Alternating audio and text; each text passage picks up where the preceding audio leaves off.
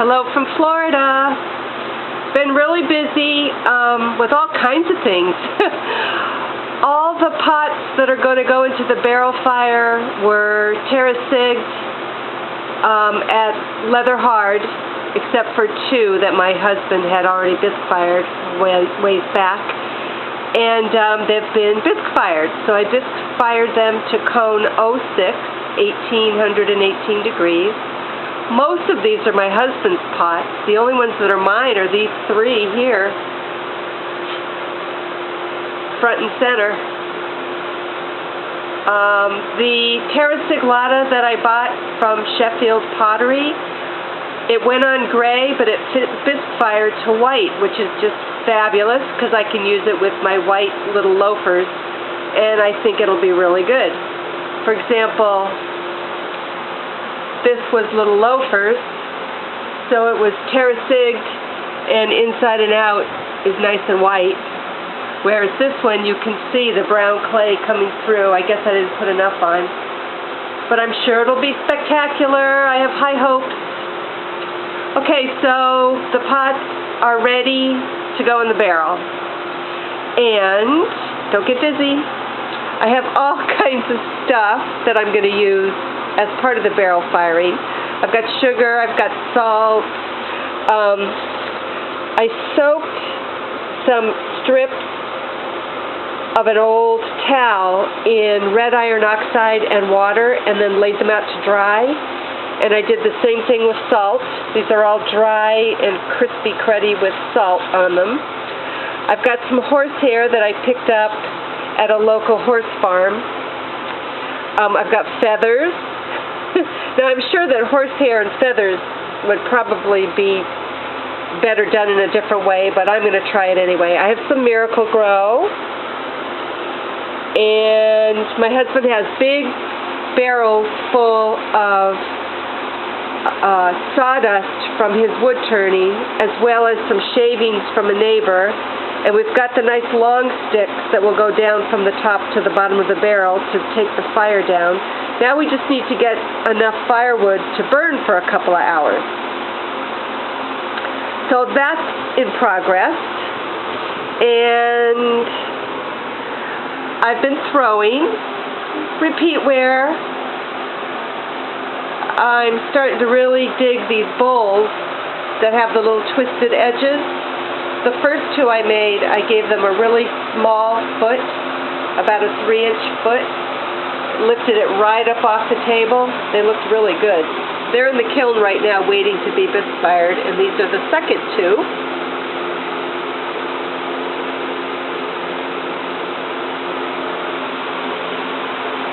I like making pitchers. These are the little pitchers.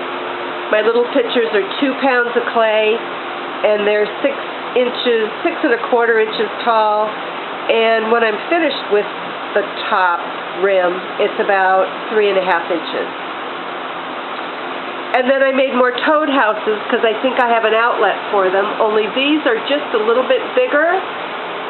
I used 2 pounds of clay, and I threw them to 5 inches tall by 7 inches wide at the rim. So I have 2 flat tops and 2 pointy tops, and in each case one says Florida Toad and the other one says Florida Frog Hut. Feel free to copy them. If you think you have a market in your town or state, it's a touristy place, go for it. They do well. And I did a couple of things for myself. You know, it's kind of like the plumber whose toilet won't flush. Well, I've really needed something to put my utensils in my kitchen, so I made myself just a simple cylinder. And I'm never happy with the spoon rests that I buy in the stores. They're always too small and delicate. So I made myself a nice 1.5 pound spoon rest. I have high hopes for that, but that's going in my kitchen. And a few days ago, maybe it's a week ago now, I made another bottle vase and I used 10 pounds of clay. I centered like 4, 3, and 3, and then the top was made out of, I think, another 1.5 pounds or 2. So it's an interesting shape, and it seems to be staying together. So that will be something that's going to take a while to dry before it can get Spitfires.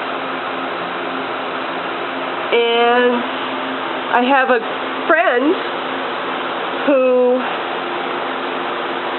is in the Inglewood Garden Club, and she won first place in one of their competitions, and she received as part of that first place prize a beautiful vase to put flower arranging in. And I guess the secret is that you need to have multiple layers with lots of different floors, if that makes sense, so that you can put a little bit of water in the middle of it, and it won't, you don't have to, and you can have holes in the sides of it so flowers and stems and things can twine and spin all around. So anyway, I'm going to put these 3 pieces together. It's going to be sort of bamboo looking. She has bamboo in her yard, so I'm hoping that she thinks this is pretty cool. There's a good chance she'll be here next week, so maybe she'll be the one to decorate it. I just threw 3 sort of bamboo-looking cylinders, and then I took my cheese placer that I just got at a yard sale the other day. It's a really good old-fashioned metal one, nice strong wire, and I just did a couple of places, took some of the clay out just to give it some texture.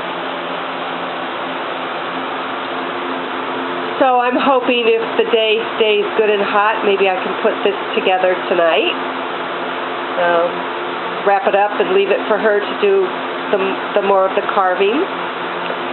And as you can see, the kiln is just about ready for a bisque fire. I hate to fire it without it being filled, so I could fit a few more little things in there if I can stay patient. So that's what's been going on.